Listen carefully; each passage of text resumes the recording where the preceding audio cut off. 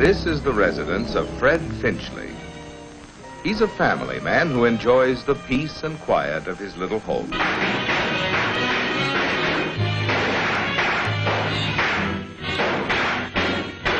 Fred Finchley has a good job. Freddie, look. And his family enjoys their standard of living.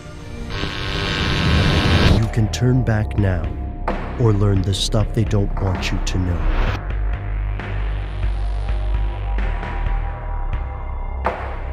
Here are the facts.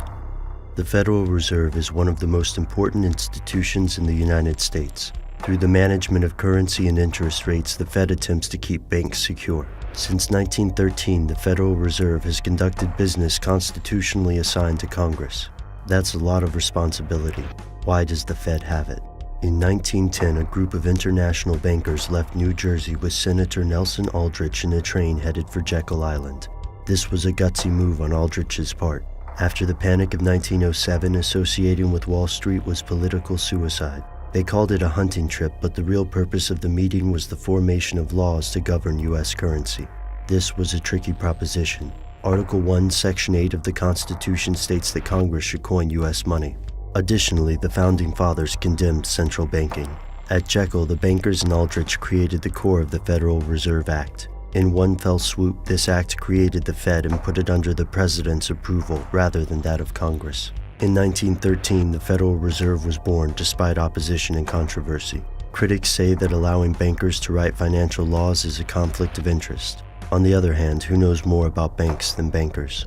Today, the Fed calls itself a decentralized banking system. It's composed of 12 banks, each serving a different part of the U.S. These 12 are composed of other member banks.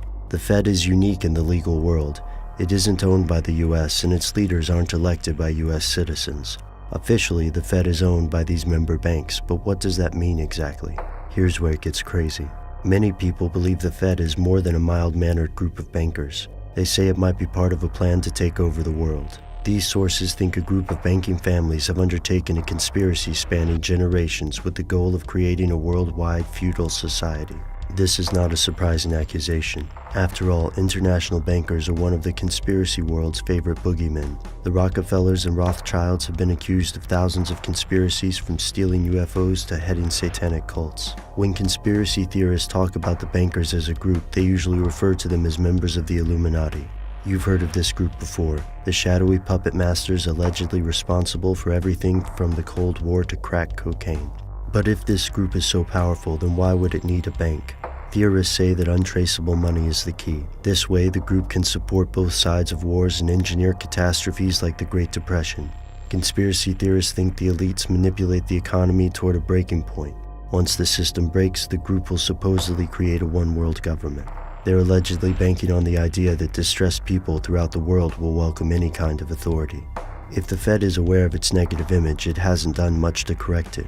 Consider the Fed's apparent immunity in U.S. courts.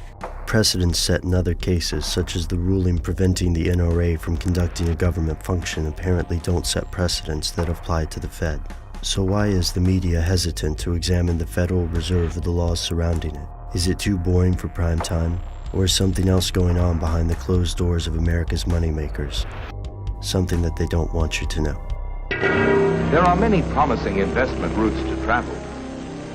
Many companies whose stocks are listed on the New York Stock Exchange have helped to build our rising standard of living by constantly creating new jobs, services, and products.